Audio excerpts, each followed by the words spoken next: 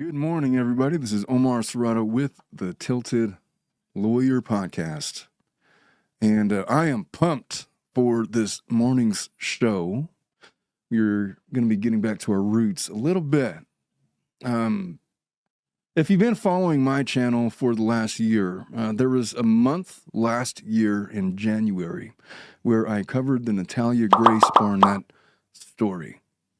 It is the most heartbreaking, harrowing, gut-wrenching story that I've covered, I think probably in 2024, just for all of the bad luck bestowed upon this little girl. There's been ruminations that her story was similar to the horror flick that came out, I think it was like in 2009, 2008, The Orphan, where her adopted family attempted to have her re-aged from child age, like 5 or 6 years old, to actually she's an adult, 18 years old.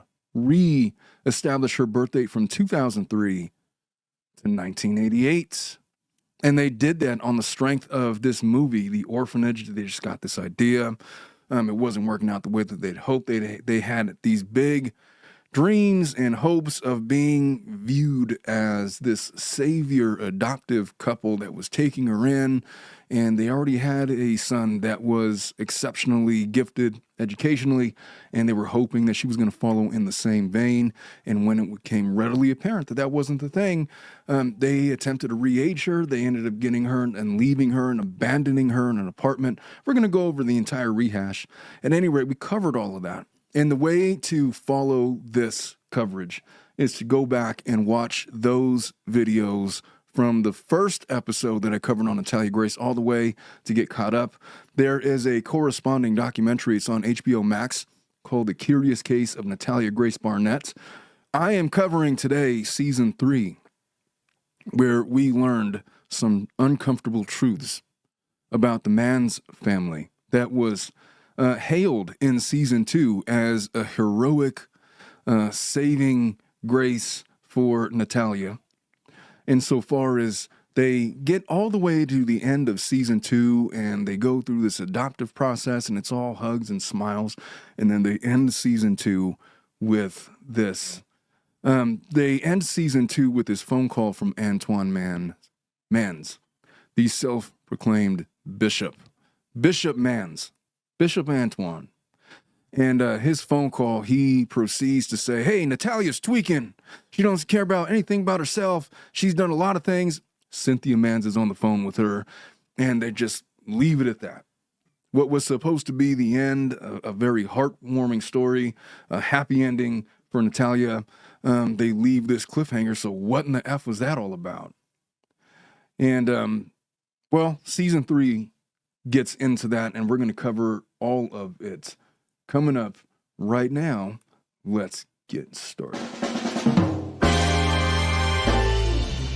Whatever you might be going through and wherever you might be, this is Omar Serrato with the Tilted Lawyer Podcast.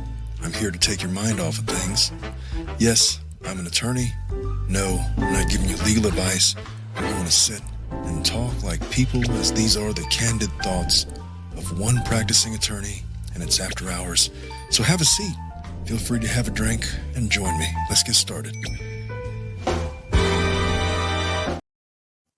All right, so here we go. The Barnett case. If you guys needed a refresher, let's go over where we're at. So Natalia was born in the Ukraine. They found her mom, her biological mother. It was this gut-wrenching story about how she was forced to give her up. They have birth records of her in the Ukraine. They didn't correspond with what happened in the United States.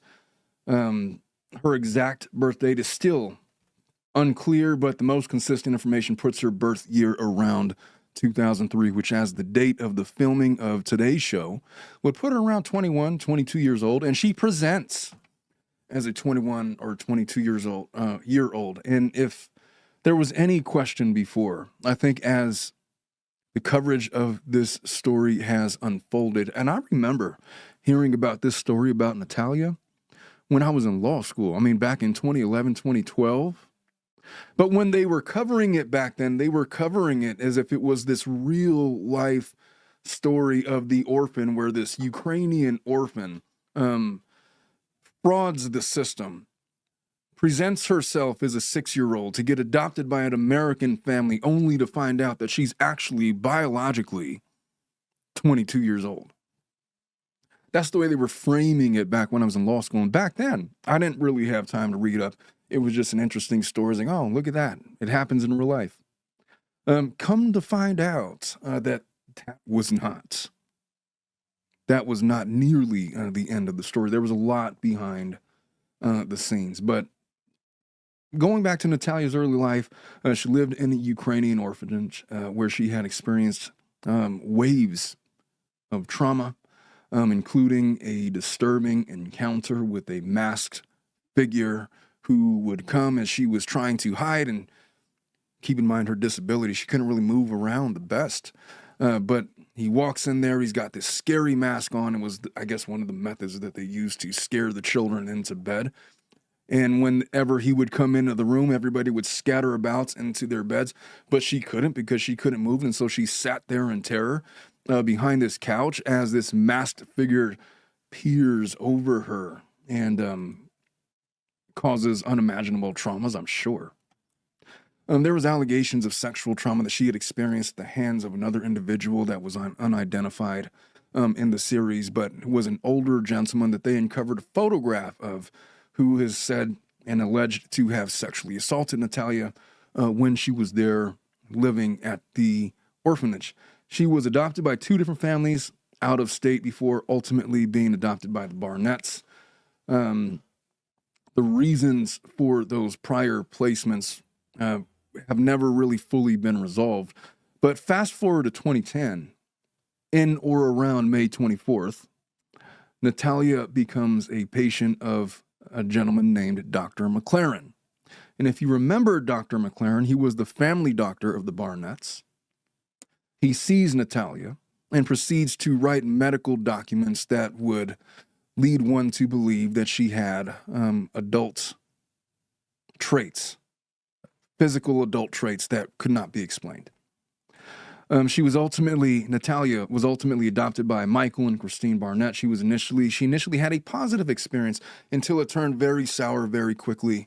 Her adoptive mother, Kristine Barnett, along with Michael, and we've talked about a year ago when we covered this case, all of the horrors that Natalia had to undergo at the hands of her primary biological parents. And I shouldn't say primary, they were like the second family. The DePauls tried to get involved in the adoption process. It didn't work out. And the DePauls are heavily featured in season 3, and the story kind of revolves around them. And we'll talk about that. Also in 2010, while this other Dr. McClaren is trying to classify her as, I can't explain it, she's got these adult traits. She must be an adult. Her birth date must be like 1988. This dentist, Dr. Tim Gossweiler, for the first time that we had ever seen, other than in court transcripts and otherwise, notes that there was the presence of both baby teeth and adult teeth, which indicate that she had an age range of about 6 to 9 years old, which would have been consistent with the birth date of 2003. And many of you had written to me, like, oh, well, I'm an adult and I have baby teeth. And so that wasn't really dispositive. It was just it was a little peccadillo that needed to be resolved in courts when they were trying to decide what legal age they were going to attribute to Natalia. The judge relies on heavily the reports of Dr. McClaren. He sees some of the reports from the dentist and other evidence, and there were people that were trying to attribute her the correct age of 2003, and he relies on this very unscientific method of aging her, where he essentially says that, well, she must be 18 because of this and that. I forget the specific reason, but it had nothing to do with medical opinion. It was just his own logic. It was literally like watching the Monty Python. What's that movie called, Dominic? Monty Python, The Search for the Holy Grail, where they're trying to logically figure out whether or not this lady was a witch. And they come up with all of these ridiculous logical tests that would prove or disprove whether or not she was a witch. That's basically the kind of logic that he used. Some of you will get the reference, others won't, and it's fine. As a result of her being legally re-aged, she goes from a minor to an adult overnight. And because she no longer has the protections of a minor child, she's no longer a minor child. She now has guardians who are taking care of her because of her disability. And that becomes very expensive for the Barnetts. So they get her this apartment and they try to put her up and they basically abandon her there. So she's this 8-9-year-old little girl trying to live on her own. And we detailed all of those things in previous episodes. In the course of all of that, I'm going to fast forward a little bit to 2013 to about 2022, where season 2 concludes. Natalia is seen to have been rescued by the man's family, Cynthia and Antwon. At that time, Cynthia and Antwon had both appeared on the Dr. Phil show with Natalia to discuss how she had progressed and how they found her and how it was this big success story and everybody was, applauding their efforts and all of that. They attempt to legally adopt her, and they do. They become her guardians for more than a decade. They're providing care, but more importantly, they become the payees for her Social Security benefits. So Natalia was collecting about $800 a month from Social Security on account of her disabilities, various disabilities, and there are multiple. That money was going straight to the man's family, who it turns out had not just adopted Natalia. They had a whole litter of adopted children whom they were also collecting benefits from. And by some estimates, it's estimated that the government assistance on account of them taking in all of those children would have been in excess of 6 figures, which is fine. I mean, if you're going to do that, there's people that do it as a career and they're good at it. There's some that do it as a career for the money because they don't really actually want to work and they're terrible at it. Well, in season 3, they alleged various individuals, the neighbors of the mans, of Antwon and Cynthia, that they were not the best parents, and we're going to get into all of those reasons why. So in 2022, and again in season 2, they identify Cynthia and Antwon as the saviors of Natalia.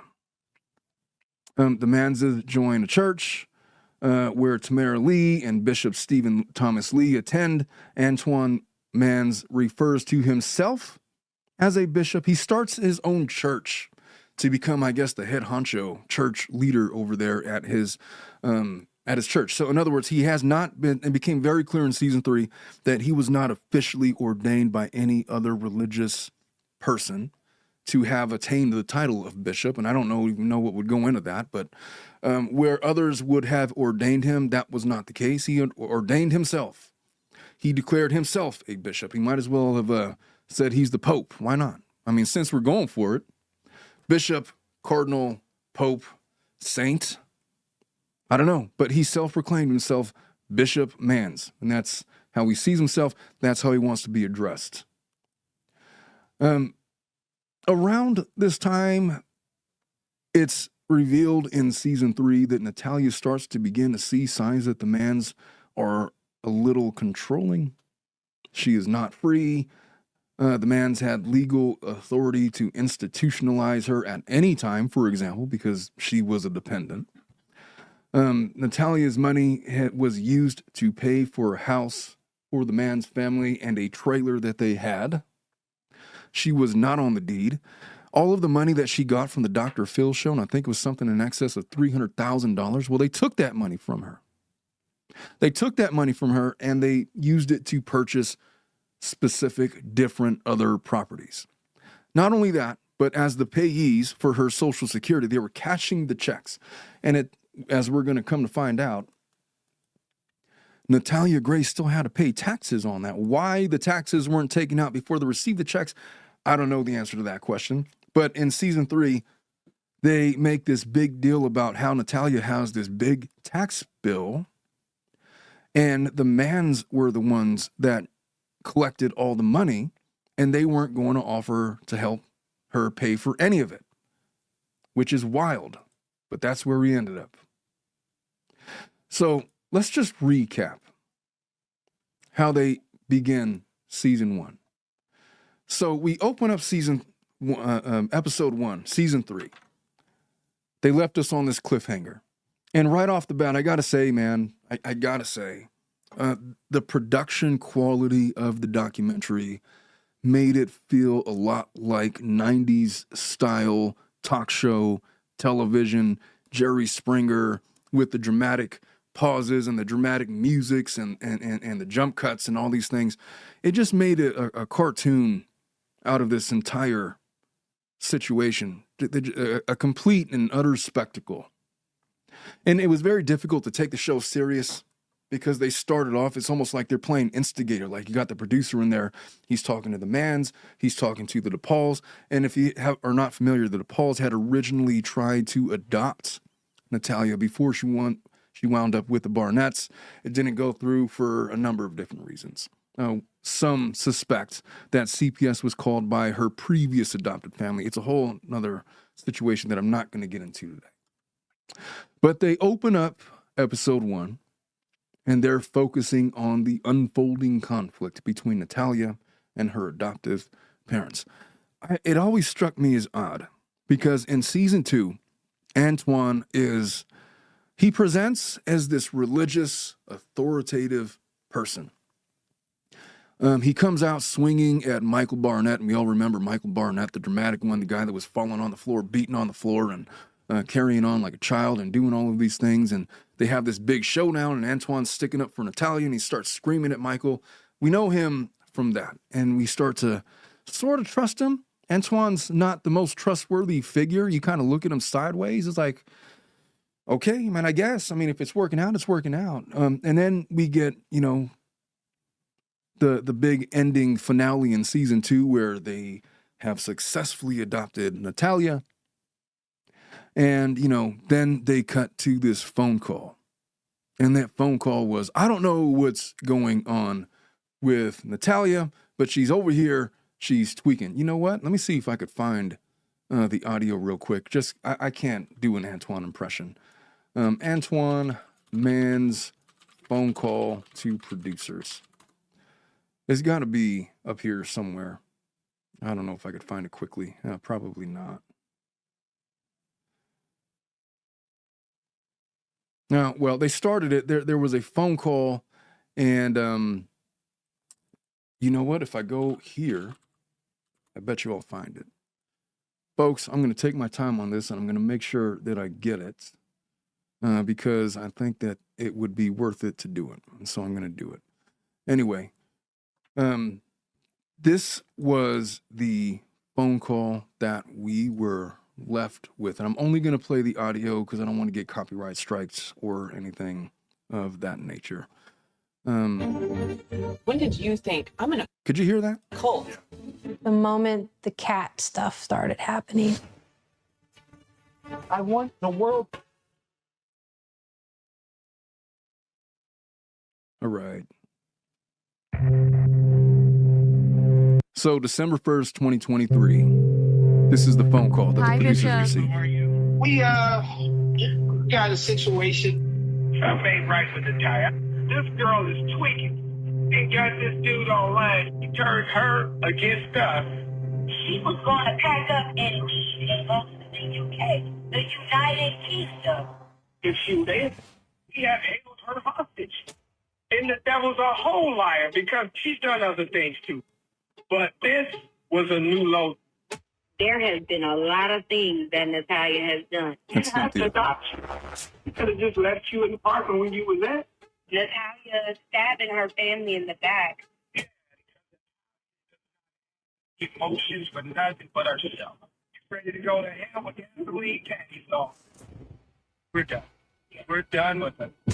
She's ready to go to hell with gasoline panties on. I think I got to reserve that one. I'm going to use that somewhere. I got to work that in somewhere. So they start with this phone call. That phone call had always struck me as odd because it seems incredibly self-centered.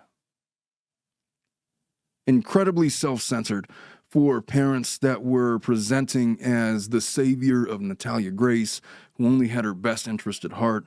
And they start this phone call with Natalia is tweaking. She only cares about herself. She's talking online. She's done these things. It's like, what happened? And so since we heard and caught wind of that phone call, we have been left to speculate what's actually gone on. And turns out that Natalia, being a 19 to 20-year-old girl, wouldn't you know it, she is interested in dating other people. And given the fact that she has access to the internet, she found and met some guy from the UK. They started up and had a relationship, and the mans didn't like it. But why would they react so dramatically like that and call the producer?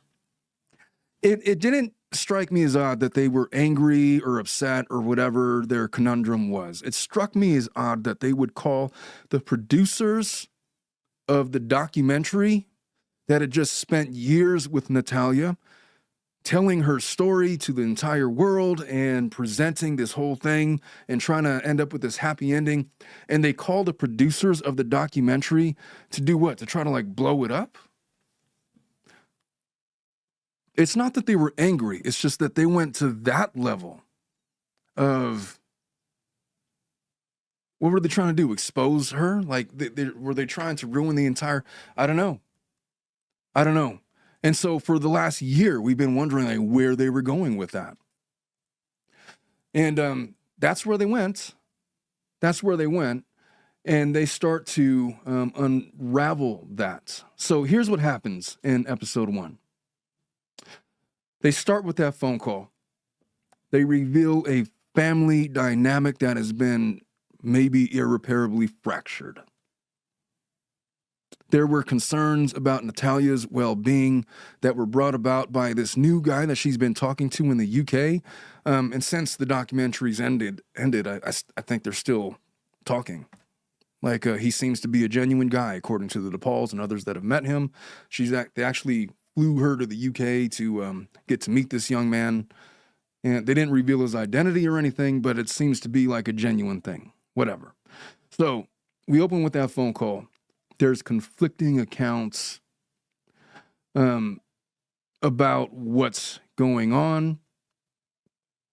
The producer and some of the people that worked on the documentary expressed concerns for Natalia's safety and well-being.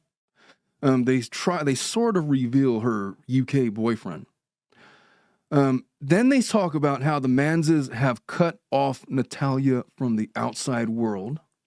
They took away internet access and social media. They were preventing her from communicating with others. And they appear to be holding her against her will. So the producers of the show get on a plane. They fly to the Manses to try to have a sit-down interview. And as soon as they touch ground, Antwon calls him back. Hey, never mind. That whole phone call, we've resolved the whole thing. There's an understanding. But they were already there. So it's like, all right, well, you guys might as well come over. And then they have this opening interview with the Manses and Natalia. And what we come to find out in that conversation, and the Manses are talking about it as if it's like the most normal thing, like it's just, like it's just another Tuesday.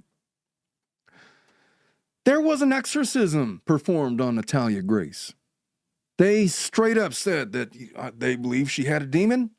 They believe that demons can jump in and out of bodies, and they prayed the demon away, and whoever that was talking to that young man was not Natalia.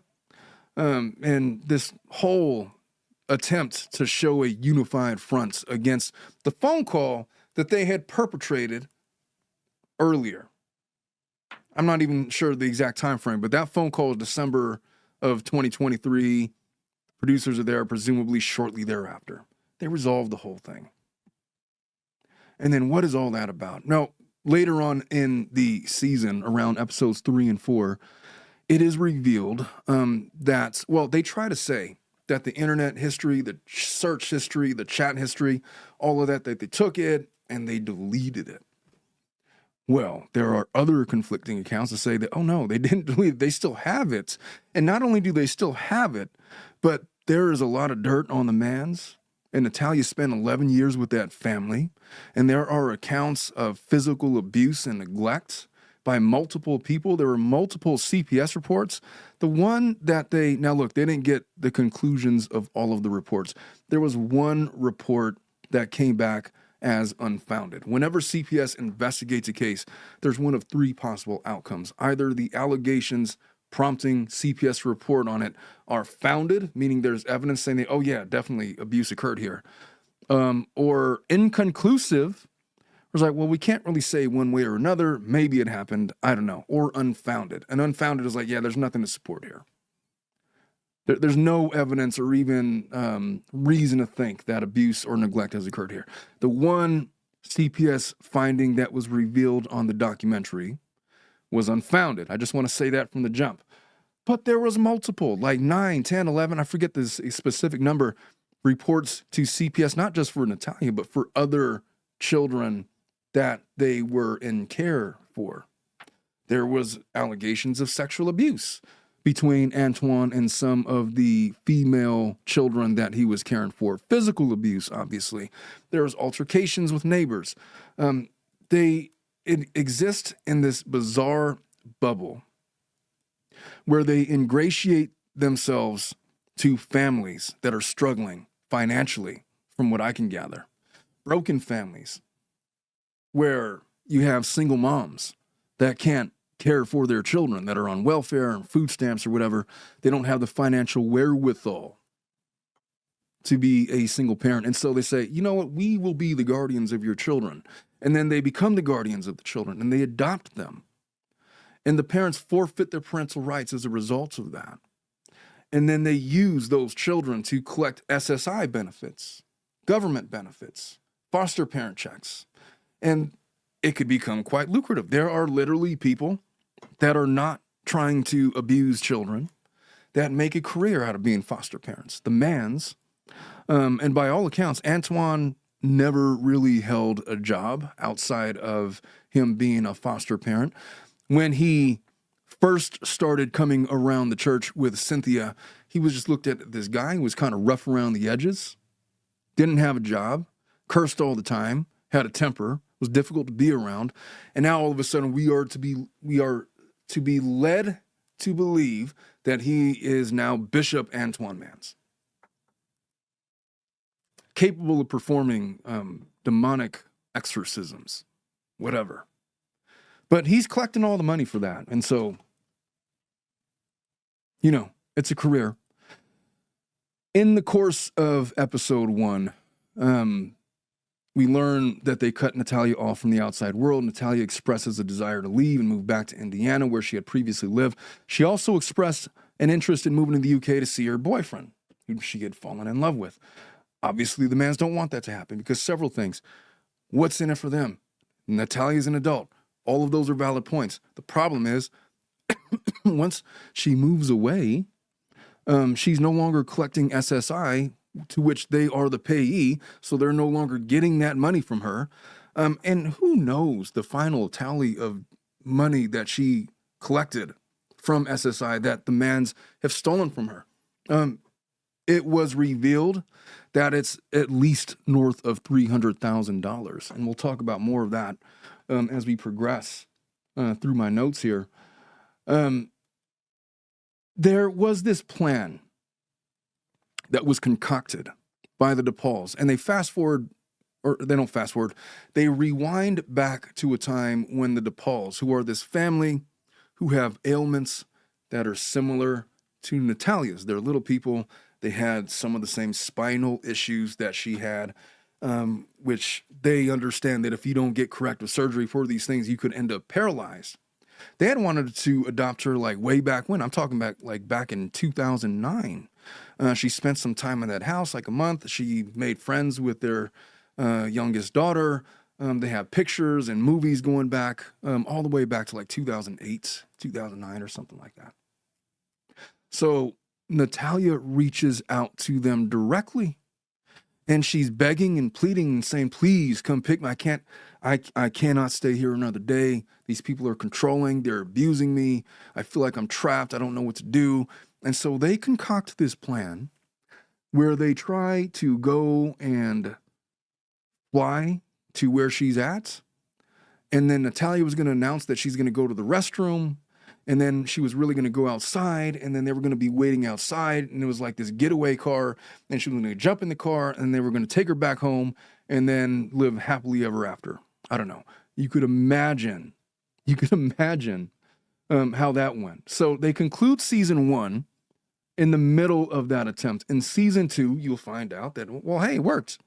In the midst of all of that, while they are in the car making their getaway, Cynthia is calling over and over, asking Natalia to pick up the phone.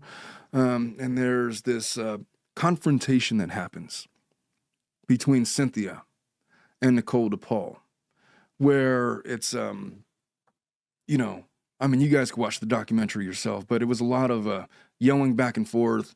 And you're not doing this, you're not doing that. And Cynthia's carrying on about, I am her mother. I've been her mother for 11 years. And I hope that nothing like this ever happens to you. And there's a lot of the devil is a lie language that is going on back and forth. Inevitably, there is confrontations in that. It's unclear if it was multiple phone calls or in that same phone call, but there are confrontations about what's going on with Natalia's money. How come for 11 years you didn't get her this corrective surgery knowing that she could be paralyzed? She's not going to be paralyzed because we are good people of faith. And, well, I have the same condition. And I was going to end up paralyzed. And then, well, that's because you're a sinner. And like this very comical, ridiculous religious conversation ensues. All the while, Natalia's sitting there in the bedroom. I can't even imagine what she was going. I just want you to picture a reality, because this is, look, aside from the cartoonish nature of this documentary, because it is cartoonish. Imagine a world where you grew up, you were born in 2003. You lived in the Ukraine. You were given up by your biological mother. You spend the first 3 to 4, 5 years of your life in a Ukrainian orphanage where you are abused, neglected, sexually assaulted, and then adopted by one family and it doesn't work out with them. You're adopted by another family where it looks like it might work out. That would have been the DePauls. But then the previous family writes a negative review and it doesn't go through. And then the Barnetts come in. They take her into their home. She lives with them for a number of years where she is severely physically and emotionally and possibly even sexually abused. There was allegations in season 2 that they were trying to pimp her out. I kid you not. I kid you not. Go back and watch season 2. Go back and watch my coverage of those prior episodes. But not Cynthia. Oh God, who was her? What was the name? Kristine and Michael. Michael's Kristine. Michael's wife, Kristine, was having an affair with a little person. They featured him prominently in season 2 in multiple episodes. And one of the things that this little person said was that he thought that they were trying to pimp out Natalia. They were dressing her up like an adult, putting on makeup and clothes and all these kinds of things. And she was offered to him as like a sexual sacrifice, is the best way that I can describe it. He claims to have not been about it. He refused that advance from Kristine. He refused Natalia as a sexual offering, but she was put on offer by the Barnetts. And I don't know if Michael was involved, but Kristine would have been the perpetrator of all that.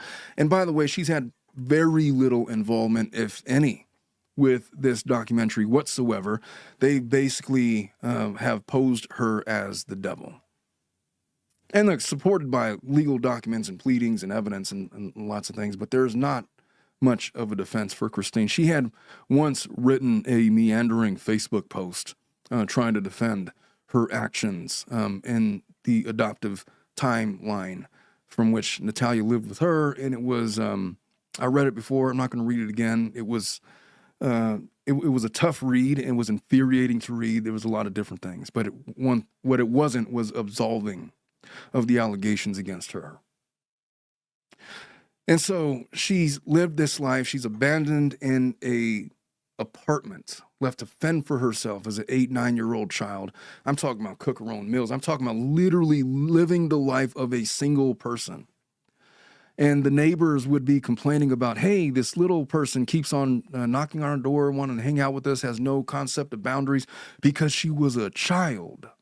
Couldn't cook for herself, didn't know how to keep proper hygiene, was extremely lonely, would have an abnormal obsession with wanting to hang out with other children, as you'd imagine, because she was a child. But if you think that she's an adult, you would find that exceedingly odd. And it's look, I'll let you guys go back and watch. That would have been season 1. Go back and watch the interviews from the neighbors who observed her in that apartment complex. Rather than go to her aid, rather than try to help her out, rather than say, this lady is not 21 years old. Get out of here with that. Clearly, this is a child. And there were people, law enforcement, CPS workers, teachers, that were all hinting and stating, I don't know what's going on, but this is a child. And she's sitting here in a school for adults. What is going on? There were plenty of people that raised questions, but it's like this entire neighborhood got a severe case of groupthink and just decided to paint her as this annoying adult with perhaps mental health issues, along with physical ailments. Oh, and by the way, allegations that she was sexually abusing the children that were there in the neighborhood, along with some of the siblings that she had lived with prior, and different things. It was heartbreaking to watch, knowing what we know now and in the context. Because back then, when they were doing season 1, there was always this narrative, well, what if she is an adult? We don't actually know how old she is. There's got to be something to it. And back then, we were questioning whether or not the Barnetts were being truthful or not. Well, based on what we know now with all of the medical professionals that have come out and spoken, there's no effing way that she was born in 1988. Her birth date of 2003 has more or less been confirmed. Oh, and by the way, she is legal. Her legal birth date is now 2003. They fixed that through her immigration case, as was revealed in season 3 of the documentary. So fast forward to episode 2. So they rescued Natalia. They got her from that church. They bring her back home. They start immediately talking about financial issues with the Manses and financial concerns like, why are you making them the payee of your SSI checks? You're going to need that money. And they were complaining that Natalia kept on asking for food and clothes and all these things and Taco Bell and whatever. It's like, okay. And then they're remarking that Natalia was going to pay them back. It's like, how are you going to pay me back? You ain't got no money. You're giving it all to the Manses. And so they have that discussion. And there was a brief moment in time where it's like, there's no effing way that the DePauls are going to start trying to defraud Natalia out of money. That was a brief thought. I'll just cut to the chase. It doesn't look like they're doing anything like that. It does look like they had their best interests in mind, her best interest at heart. They immediately start accusing the Manses of stealing Natalia's money, and it goes the way that you think it would go. So they talked about the Manses' income from fostering children, that they might be bringing in north of $100,000 a year. It was also revealed that Natalia was receiving like $700, $800 a month in government benefits. She was signing those over directly to the Manses. She didn't even have a bank account. She didn't even have any form of valid government identification. So when they tried to cash app Natalia like $100, it went straight into the Manses' bank account, obviously infuriating people. So Cynthia's calling over and over. Nicole is getting multiple phone calls from Cynthia expressing concern over Natalia's safety. There was this big confrontation that we talked about. Cynthia's arguing that Natalia was begging for her to come get her. Nicole was questioning why Cynthia took Natalia's phone, why she cut off contact from the outside world, took away the internet, all this other stuff. And why she never changed Natalia's payee status. Why was she still collecting the checks? What's really going on there?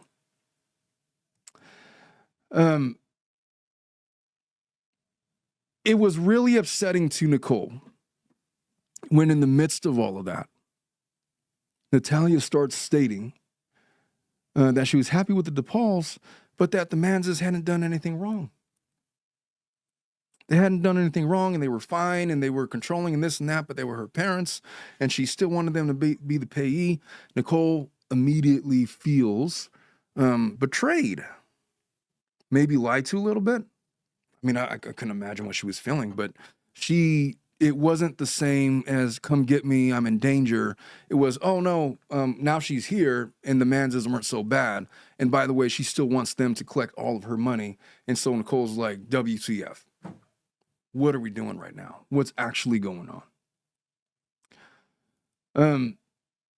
It's revealed that Natalia has no savings from previous media appearances. They talked about the Dr. Phil show. They talked about her GoFundMe that I had talked about back in last January.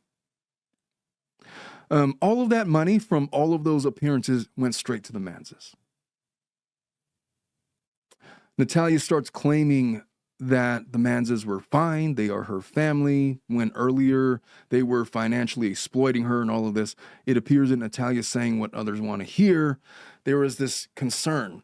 Like, why is it that when the cameras are on, Natalia appears to be defending the Manses? When you turn the cameras off, she starts talking about all of these abuse and neglect allegations. There was a moment in the show where Nicole confronts Natalia directly about, why are you defending the Manses? And what about this? What about that? And then Natalia just straight up says, you know, can we cut the cameras for a minute? And then she just gives her like a look like. And according to Nicole DePaul, she said something. She was like, that's where she did that like a split personality thing where her face went blank. She was staring daggers at me and she just became a completely different person. There's been a number of allegations that Natalia does that. Like, she'll be one person in one way and then in a split second she'll turn into somebody else and it'll be like this striking thing. We've never seen it on camera. But if that's what they're talking about, she just gives her, it was literally like, can we just cut the cameras? And then she looks like Nicole like, seriously? It's like, oh, so so she gets angry. Okay. There's nothing remarkable about that. She gets angry. And it causes her face to change its look or whatever. But it's not like this legitimate split personality. Like, one moment she's like this 5-year-old little girl. Another moment she's like this evil, conscientious adult that's looking to do nefarious things. It was nothing like that. I was like, okay, so that's what they mean. So she's got a mean face. That's like every other woman I've ever had in my life. They all have that thing. Most women, I don't want to say just women, men and women, when they get upset, will have a change like that. And it'll be instantaneous. And nobody ever accuses them of having split personalities in like a serious way. But they've been doing that to Natalia all of her life. So they talk about how the Manses are suspected to be somehow controlling Natalia from all the way across state lines. What do they have on Natalia where she's fearful of speaking out against them? And then they spend the remainder of episode 2 talking to other people's testimonies of the Manses. There was a woman named Anna Newland who lived with the Manses, claims that Cynthia and Antwon gave Natalia the best living situation and that their parenting was on point. However, Anna then contradicts her previous statements and claims that the Manses were violent towards Natalia and that Antwon would hit her with a belt and knock her down the stairs. And then it was revealed, like, what is it with this whole thing where people that know these things about the Manses, when they're pressed, flip, like, oh no, they're doing fine. And it was speculated there's got to be a reason why they're doing that. Is it because they're actively blackmailing her? I mean, they were literally in care of this lady, Anna Newland's children. They're being raised by the Manses. And it was speculated on the show that the reason why she was saying one thing off camera and another thing on camera was because she didn't want anything bad to happen to her children, which is to suggest that Antwon and Cynthia Mans are the kinds of people that would blackmail you into silence, perhaps by threatening harm on your child, among other things. There was a gentleman named Matthew Newland, the husband of Anna. Check that. It was not her husband. It was her brother. He confirmed the abuse occurred in the Mans' home. He said that Natalia was very scared of Antwon and Cynthia. Keep in mind that Natalia had lived with the Mans' for 11 years prior to making her big escape. This attorney that had been a part of the documentary since, I think, season 1, Beth Karras, goes on to opine that others believe that Natalia is brainwashed.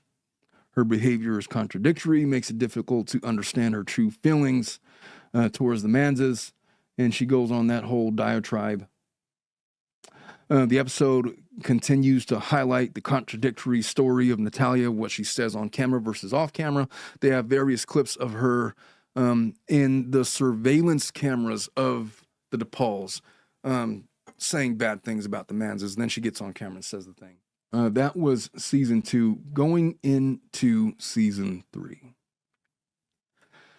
So they start off, they continue to talk about Natalia's inconsistent behavior. Publicly, she's expressing love for the Mans'. Privately, she's saying terrible things. The contradictions making it difficult to know what's going on. The DePauls are struggling with the dichotomy of what did we get ourselves into?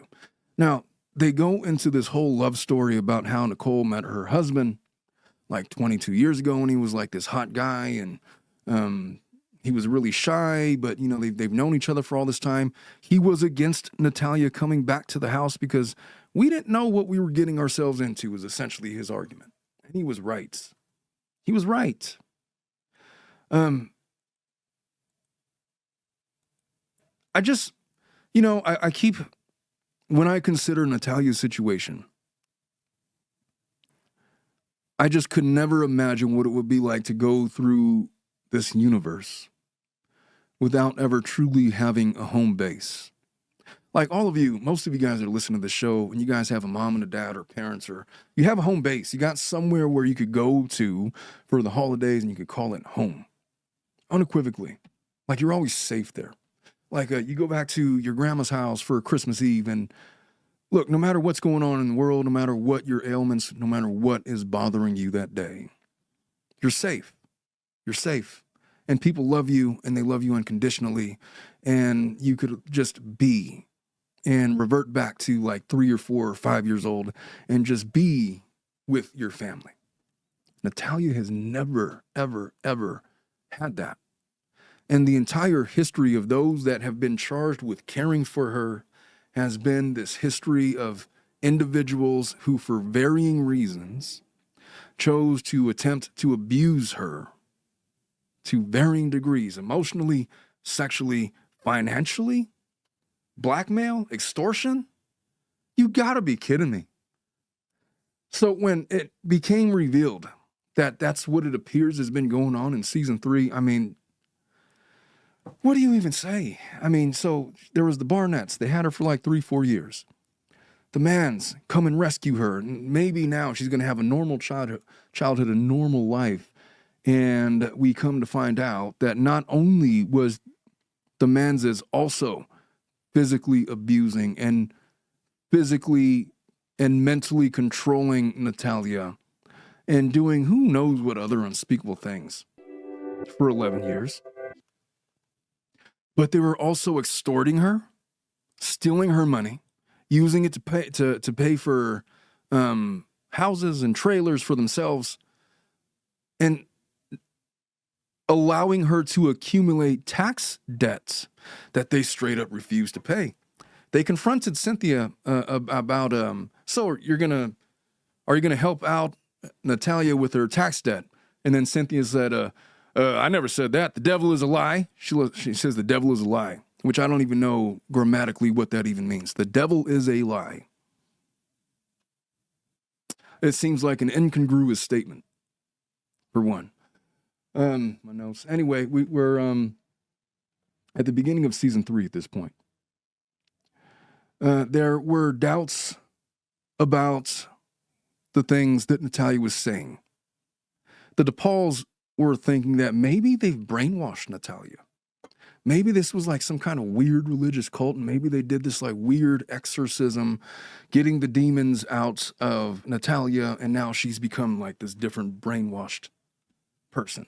They later conclude that that wasn't the case. There's something else going on. And what I suspect it is, this is just my opinion, and I deal, I've had such a fascination with this case because I work in these arenas. I deal with children that are in foster homes that have been adopted. They have adoptive parents that have people that are applying for guardianship with them, children that have no home base. And it's striking because sometimes the courts will be like, well, why don't we just talk to the kid and see what they have to say? It's just not as simple as that. You're asking to interview children that are being fed information from the people that may be harming them, whom they also live with, whom they therefore depend on to be alive, for room and shelter and sustenance and who knows what else. And so you're asking them to speak out negatively against the people that have cared for them historically, expecting them to have all of the maturity that an adult would, and understanding that we're getting them out of a bad situation, and surprised when there's allegations of abuse and neglect and the child does not speak out negatively against their parents. Wonder why. And then the judges, in all of their infinite wisdom, will be like, well, we brought her in to talk. She didn't say that any of those things were going on, so I'm not going to do anything about it. And then sometimes they'll even take the child's word over the expert opinions of various psychologists and therapists that say specifically, look, what we have here is a child that's been without a home base since 2003. She's never had a permanent home. Everybody that's ever attempted to care for her has abused her on various levels and left her to fend for herself or abandoned her completely. Abused her physically, emotionally, sexually, in any other kind of way you could possibly think of. And excuse her for being just a little bit confused over who's good and bad, over what's good and evil, over who is on her side and not. And forgive her for not having the ability to speak coherently as an adult to highlight the atrocities that have befallen her over the years. It's hard. I could not even imagine. So, and now you have this girl. She's been with the Manses. Now she's been rescued by the DePauls. And they are questioning her right away. I mean, putting on the full court press. You said this, this, and that. But now you're saying these things. What the F? And so it seems like it's following this same period of, oh, Natalia, she's so cute. Let's go save Natalia. Let's do all these things. Then they get her in the house like, wait a minute, who's this person? And they look at her skeptically. So it makes sense that every new person that she ever speaks to, she's going to look at skeptically and be closed off and not want to talk about things. We already know that she has a history of not wanting to talk about certain traumas. There were very specific and poignant questions asked to Natalia about what the Manses were doing to her in terms of physical abuse and otherwise, and she just didn't want to talk about it. Didn't want to talk about it on camera, refused. That's become her signal that, look, things have been going on, but I ain't talking about it with you. Not right now. Not on camera. And so I don't understand why people look at something like that and don't have ultimate empathy or grace for why she's saying those things.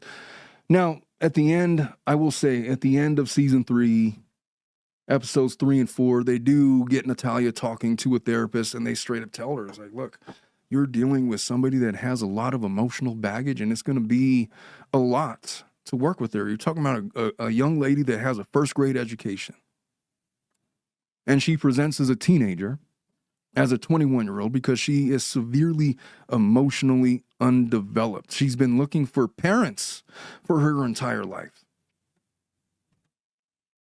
She's never once considered that she has the ability to be out there on her own, to manage her own money, to buy her own things, to live her own life. Although she has those desires, it's the same way that a teenager would have those desires. Hey, man, I wanted to do a lot of things when I was a teenager. I wanted to buy a house, wanted to buy a car, but I was in high school. Come on, man. I wanted to date Kathy Ireland, too. But I was immature, and I needed some room to develop and grow, and, I was a teenager. That's the way that Natalia presents.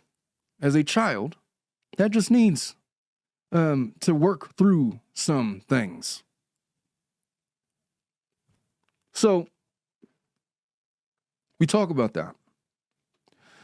The DePauls tried to explain what they saw in videos. And what I mean by the videos is the accounts of neighbors talking out and speaking out against the Manses and various instances of abuse that they witnessed and saw. And they try to talk to Natalia about it. She immediately shuts them down, denies everything. And then they think that the denial seems premeditated, as if she had already decided to reject any negative information whatsoever about the Manses. It's very clear to me that there were trust issues and trauma issues that were inherent with Natalia and her ability to potentially connect with the DePauls. And a lot of that has been explained because she has been diagnosed with RAD, a health issue, an inability to connect with people because of fear of development, lack of socialization, potentially other mental health issues, a severe need for therapy to get through the 23 years of garbage that she's been forced to endure, conflicting behaviors, trauma, manipulation. It was highlighted that it's going to take an extraordinary amount of patience and understanding if there's going to be a successful connection and bridge of trust between the DePauls and Natalia. And so the DePauls are seen in this episode, in episode 3, struggling with that conflict. And they realize, to their extreme credit, they realize that it's going to take some time for her to trust. They recognize that she's experienced trauma. But they did have security cameras lined up all over the house in their home that would sometimes capture Natalia speaking truthfully about Cynthia and Antwon, which led credence to this idea that Natalia is afraid to say negative things against the Manses. There's this blackmail theory, this wild story. Look, Natalia Grace is an adult young woman. She is... if she's born in 03, that would put her, like 22 years old? About to be 23, maybe? At least 22? She is a young lady with adult urges and adult curiosities. And there have been reports about her overly sexualized behavior from a very early age. Part of that, the result of the sexual atrocities that were befallen on her when she was growing up, when she was abused at the Ukrainian orphanage, when she was abused at the Barnetts, when she was potentially abused at the Manses, and wherever else it happened. I mean, the young lady lived in her own apartment, and God knows what happened over there with various creepy, disgusting old men that would go and pay her visits, whom she would visit on her own. Who knows what happened with all of that? I don't even know, but obviously, she has an interest in things that are sexual, like every other red-blooded young lady. And so there was this theory that was espoused on episode 3, that the Manses are blackmailing Natalia What are they blackmailing her with? Well, remember when we were talking about the UK boyfriend that she has? Well, obviously it's a long distance relationship, and they were texting back and forth and FaceTiming back and forth and messaging on the internet back and forth for extended periods of time. And logic just kind of strikes you as obviously probably in the course of getting to know each other, some of that probably turned sexual. There was probably nude images exchanged back and forth between the two of them because they were adults. And sometimes adults do that. And they went through Natalia's things, through her phone, through her computer, confiscated it, claimed to have deleted the evidence, but it's been opined that, oh, they didn't delete anything. They still have those things. And they've been using it to control. Basically saying that, look, you know some things about us? We know some things about you. You don't say, we won't say. And everybody won't have a say, if that even makes sense. And she was fearful of that. Why? Because she's a young girl that hasn't had images. Imagine somebody, there's hundreds, there's thousands of stories out there about people trying to scam or black people out of money by threat of releasing nude images to their friends and family in the world. Natalia Grace has lived her entire life basically as a public figure. She's famous because of this story. And so it's not just her friends and family that would have got the images. It would be the internet is an unkind place. And it has been exceptionally disgusting and mean to Natalia. Imagine if somebody were to get a hold of nude images of her, how they would attempt to destroy and put stuff out there against her. That's a lot to consider. For anybody, let alone an underdeveloped 22-year-old girl that doesn't want that stuff out there. And so maybe that threat is just enough to buy her silence. And so that was a theory that was advanced. The Manses are still holding on to large sums of Natalia's money. It was revealed, estimated to be over $200,000 at least, because they bought some things. Natalia, we talked about her still allowing Cynthia to be her payee. They used her money to buy a trailer. Natalia was hesitant, reluctant, not wanting to challenge them on this. And then they had this talk, which just made me super hardcore cringe. They were talking about, Natalia just straight up asked Cynthia, like, hey, so am I going to get any of that money back? They got her on a 3-way call with Antwon and Cynthia. And the following conversation ensues where it's like Antwon says, the wise bishop, Antwon Mans, says, well, what amount of money do you think would be fair? It's like asking a defendant to sentence themselves at a sentencing hearing. It's a psychological trick because it puts the onus of fairness on the person asked the question. And when the person asked the question has been violated and abused and neglected and controlled by the person asking the question, it's really hard because they are not thinking of themselves in that moment. They are thinking of the entire construct of what they have built and playing on her emotions and their position as essentially her parents for the last 11 years. And so what would be a fair amount that we should give you back? Never mind, they're sitting on north of $200,000. What Natalia proceeds to say was, I don't know, $25,000. Antoine's like, done. Sign it. Draw up the papers right now. I'll sign that right now. She wasn't represented by counsel. She wasn't represented by even the DePauls at that point. She was talking to her abusers by herself. And not only did she agree to that verbally in a recorded phone conversation that was broadcast on this documentary, but they put it in writing. And they said, look, we just want it to be known that we've had this conversation about what would be fair of the finances. She said $25,000 and we gave her $25,000 and ran off with like the bulk of it.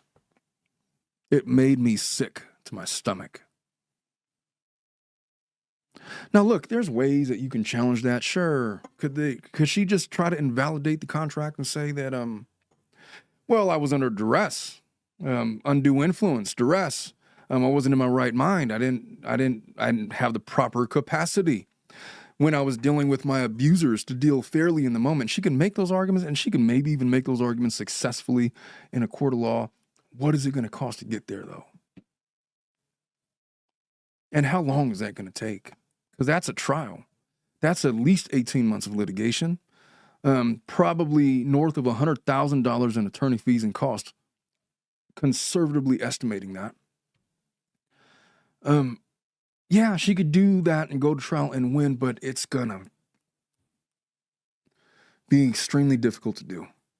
And so when that happened and they allowed it to happen, I was, it just made me sick. It made me sick, but they did this. They did that.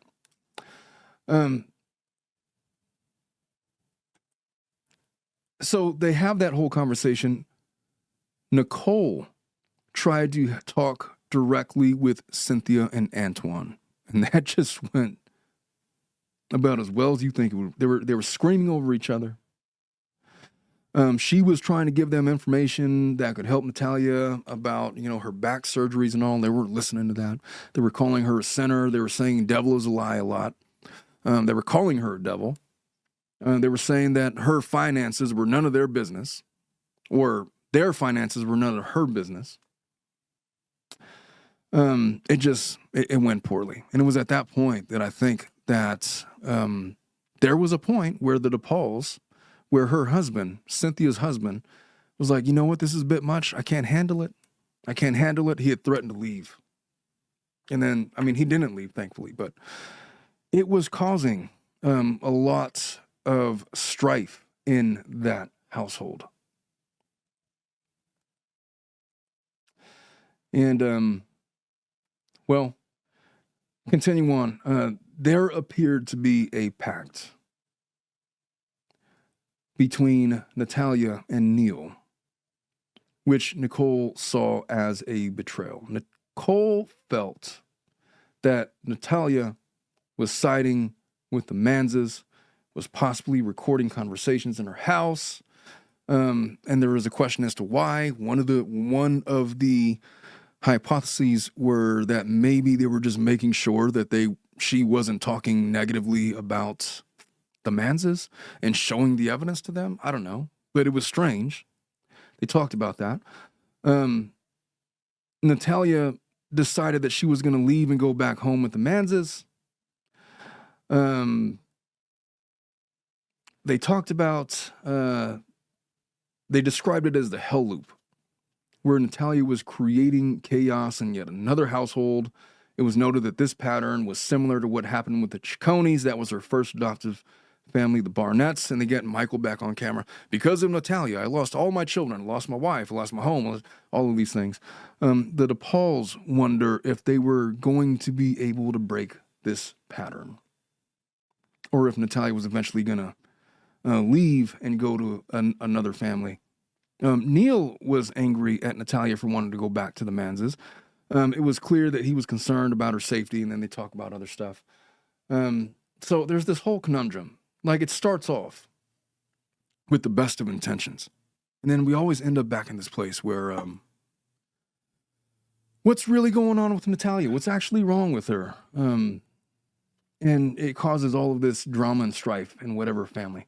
So episode 4 opens up with this growing tension within the DePaul family, the result of Natalia's presence. Vince, Nicole's husband, expressed his frustration, noting that it was going to require a lot of attention, create a difficult dynamic. He states that he was against Natalia moving in from the very beginning.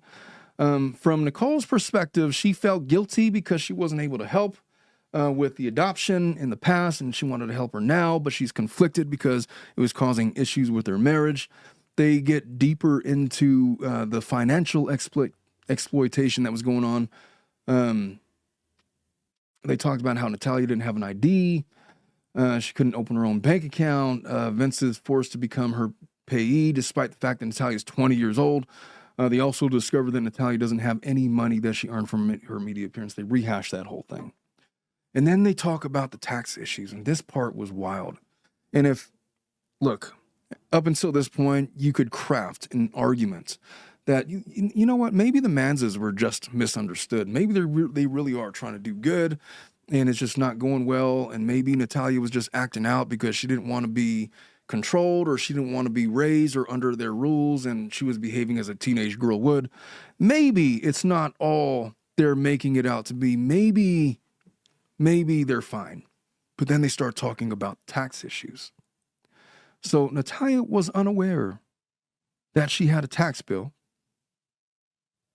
that when she signed a W-9 form, which meant that all of those SSI checks that she was receiving, well, she was going to get taxed on them. She was going to get a bill. The Pauls realized that Natalia, it appeared to them, was being duped by the Manzas. She's allowing the Manzas to keep all of her money, and she has no money to pay this tax bill that was forthcoming. So there's this whole discussion that ensues. Natalia tries to hold the Manzas accountable at Nicole's behest. And she tells the Pauls that she wants her parents to help her pay the taxes. She appears to be grasping now that the Manzas are exploiting her. They have this whole conversation that ensues. And it starts with Cynthia speaking directly with Nicole first. And they have this communication where it's, so what about this tax bill? We understand that you're going to help Natalia pay her taxes. And Cynthia says immediately, oh, I never told her that. The devil is a lie. Again with that. And then they get into the shouting match, and then Cynthia ends up hanging up on her. And ultimately, it's revealed that Natalia has this conversation with Cynthia. And it's revealed through Natalia that not only are they not going to be paying for her tax bill, but they're basically cutting her off. No communication whatsoever. It's done. They're done with her. They're done with her. They wish her well in life. Bye-bye. See ya. They're not going to be helping her with her taxes. And they have Natalia now sitting there devastated, like, holy shit, this entire time they were exploiting me? This entire time they were taking my money? They're really going to do this to me? This is really what it's turned out to be? And she's going through the reality of that situation. It was really heartbreaking to see her like that. They did hire her an attorney to try to protect Natalia from the legal issues that were going to ensue, help her with her finances. And then they end episode 4 with that whole revelation. And I'll wrap up this whole recount briefly and just share my thoughts. They hired her an attorney. They take a vacation to the UK. They go meet her boyfriend. They go do all of these things. She cuts her hair for the first time. She starts dressing as an adult, and it was revealed that she was never allowed to wear makeup before, because when women wear makeup, it's to seduce men, and they do it for sexual reasons. And I don't want to be a sinner, and all this other stuff that was placed in her head when she was living with the Manzas. Now she's kind of breaking out, and she's becoming a young lady. And they take this vacation to the UK. She's excited that she's traveling to England for the first time. They start revisiting some stuff about her past. They revealed that she was re-aged through the immigration process. Her literal birth date is now 2003. There's no longer any questions about it. The DePauls ultimately are presented as a stable, loving home. And they try to recreate the happy ending that was supposed to be inherent in season 2. Well, now we're doing it, but we're doing it with the DePauls. So she's doing fine. And so that's where they are. She had this photo shoot in New York with People magazine, and she's on the cover of People magazine and all of this stuff. And so there is that. And so what are we to make of all of those things? And what are we to take away from it? And look, Again, this is a case that was special to me insofar as I've been following it since about 2011 when I was in law school. It was strange when my daughter was when Olivia was like 3-4 years old. She had there was this picture of Natalia where she looks exactly like my daughter, and then it just kind of just messed with my mind. It's like, oh, I don't know if it gave me like this abnormal or extra motivation to follow this story or care about this case, but it definitely just clued me in. So this is a little girl. You guys are calling her an adult. But if you guys are wrong, and all the evidence pointed to them being wrong, them being the Barnetts, then what you've really actually done is left an 8-year-old girl to fend for herself in an apartment. Let's just go over her history of abuse.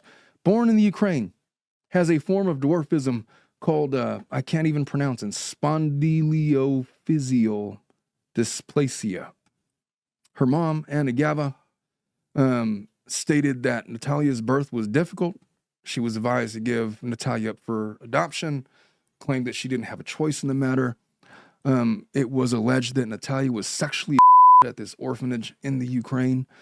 She's passed between several families before being adopted by Michael and Kristine Barnett, who had this vision that they were going to go on Oprah, and Kristine was writing a book, and she was going to paint herself as this miracle worker, adoptive parent that was saving Natalia from herself. They had taken all of Natalia's money from that. They wrote books about her. Natalia never receives any of that money. The Barnetts adopted her in 2010. And following the documentary and all of the stories, they initially thought that they were adopting a 6-year-old girl. Well, she would have been 6 years old at the time.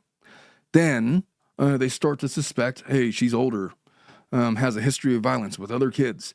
They claim that Natalia was a menace, threatened to kill their entire family. Those episodes were wild. The Barnetts. It's hard to even revisit it. They accused Natalia of trying to poison Kristine at one point. They accused her of standing over their bed with a knife. They stated that Natalia tried to stab them in their sleep. They claimed that Natalia tried to push Kristine onto an electric fence. A 3-foot-tall little person who weighed about 45 pounds was going to push this 150-pound lady into an electric fence in an instance of attempted murder. That's what they claimed. They legally petitioned to have her re-aged. A judge rules that she was 22 years old in 2012. In 2012, she would have been about 8 years old. It was done without Natalia's knowledge. She wasn't even represented legally in those proceedings, and they went forward on it anyway. The Barnetts moved to Canada in 2013 and left her alone in an apartment in Indiana. The neighbors described Natalia as having a so what attitude about her alleged attempts to harm the Barnetts. They noted she didn't seem to care about her disturbing behavior. They accused her of trying to burgle things and steal things and do, she was even accused of trying to sexually like a 5-year-old boy who she was like playing in a playground with. The Barnetts were accused of neglecting her, abandoning her, not providing her proper care. They were charged with neglect. The charges were dropped. Kristine was accused of beating Natalia. She was accused of trying to erase Natalia from the family. They tried to make her look older. They tried to pimp her out. They tried to do all these things. She was forced, not just in Indiana, to fend for herself. Neighbors reported that she was struggling to take care of herself. She was wearing dirty clothes, smelling of body odor, unable to keep up, unable to have keep up her hygiene because she was 8, living by herself, and physically disabled. It's not like she could just walk around. She was, using a walker most of the time. She walks with a severe limp. And then the Manses come along, and it's supposed to be this story of, it's a happy ending. And then we come to find out 11 years later that they were doing some of the exact same stuff and exploiting her for financial gain. I'd like to believe that we can close this chapter on Natalia and just be safe and comforted in the fact that she is with a family that cares about her, that she's going to get the help that she needs, that nobody's going to try to harm her anymore, that, you know, all of these things. But I'm just not so confident, man. She is a young lady that has lived in the public spotlight unknowingly for her entire life. Her entire identity is wrapped up in this Natalia Grace persona, where she was the re-aged orphan from Ukraine. Her identity is the victim, as being the victim of abuse. She has been poked and prodded and interviewed and examined endlessly by law enforcement and varying government agencies for her entire life. I'm talking about straight down to the DNA, where they got her DNA analyzed and found that, all of her age benchmarks suggest that she was born in 2003.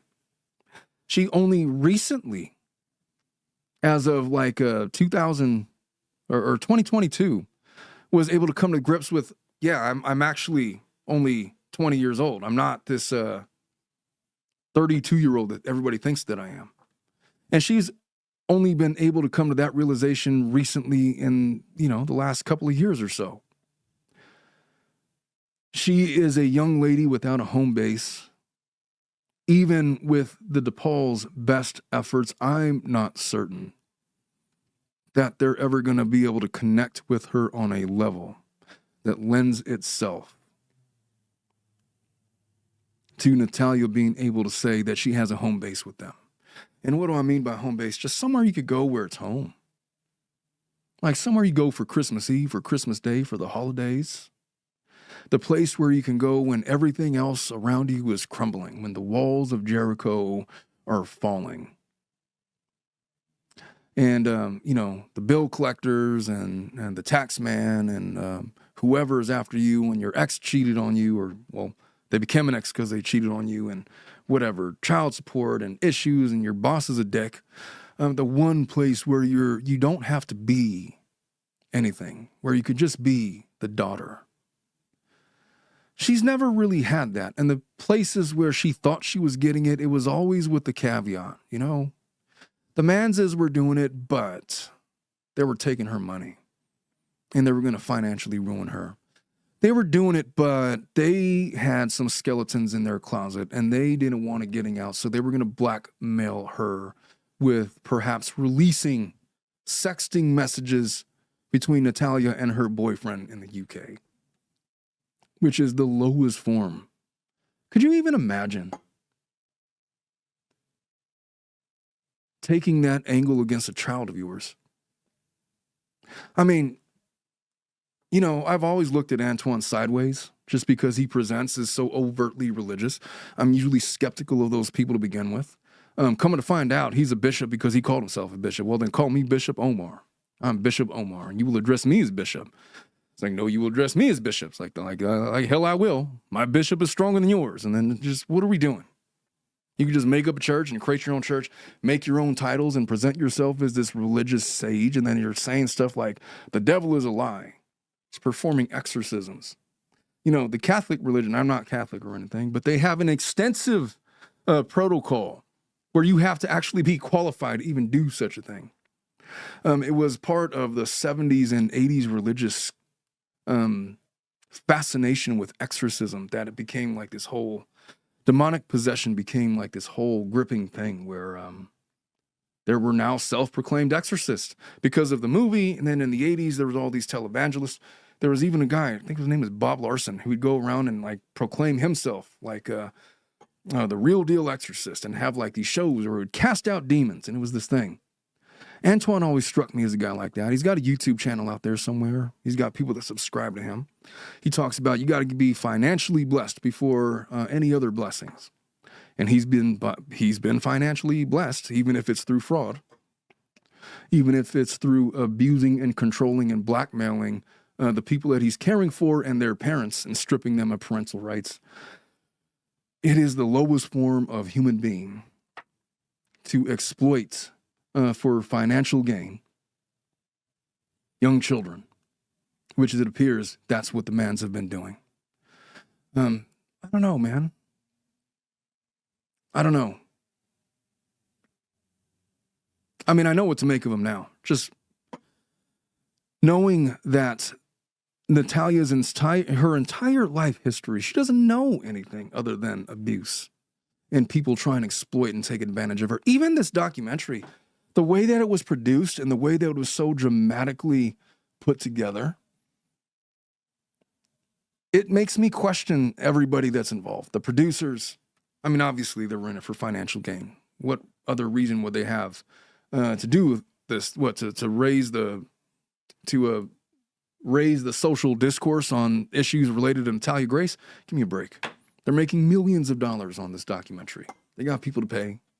They got bills to pay. The DePauls, how much did they get paid for this? They put their family through this.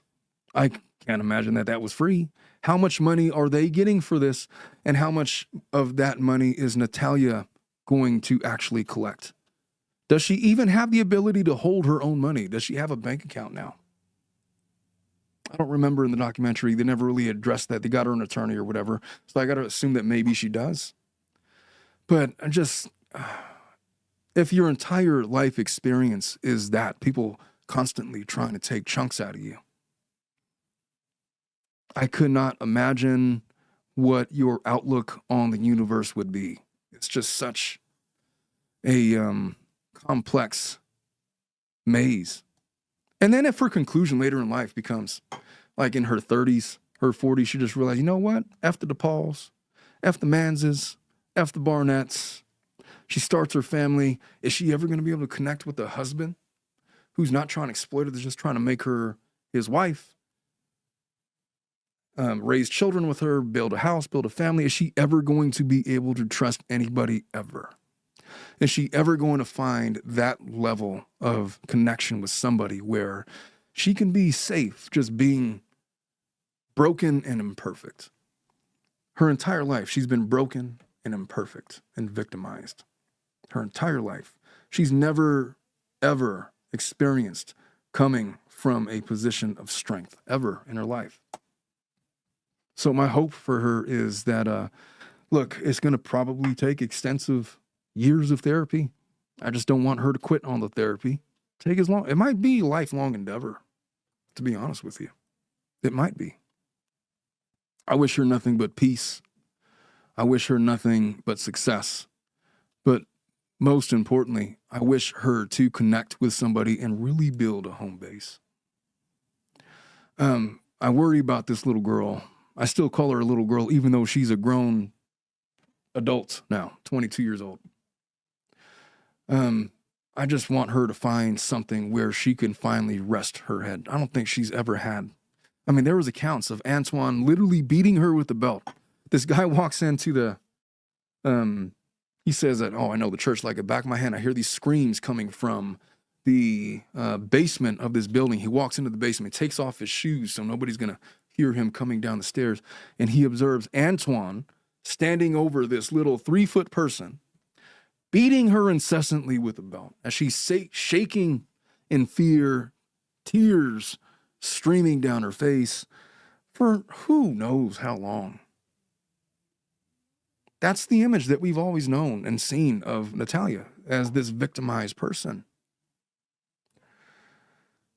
I'm hoping in the coming years, as we continue to follow her story, that she finds some respite from all of that. And as to the Mans, they've been exposed as frauds. And I've seen people like them, not just the religious extremism, the fake religious, whatever it is that they're doing, and whatever religious jargon that they use. There's a lot of real, genuine religious folks out there. They are not one of them. I wish them whatever is coming for them. That's what I would say. If they are religious folks, if they believe in retribution and tales of building up a moral and spiritual deficit that they're one day going to have to be accounted for. I hope that they got to pay their bill. Is all I'm going to say about that. All right, folks, we're going to start FLAD in about 15 minutes. So, Dom, if you could filter everybody over there. Yep. And I hope to see you guys there, or if not as many as possible. Bruce will be on there, confirmed. I also have Melissa and Jocelyn in studio. Dom is, of course, here. Maybe we'll be joined by a couple of other friends. The Schnitzel might be making a guest appearance for about an hour or so. But I love you all. If I don't see you guys over in FLAD, I hope you have a wonderful weekend out there. Stay safe. If you're in California, try to stay out of LA, if at all possible.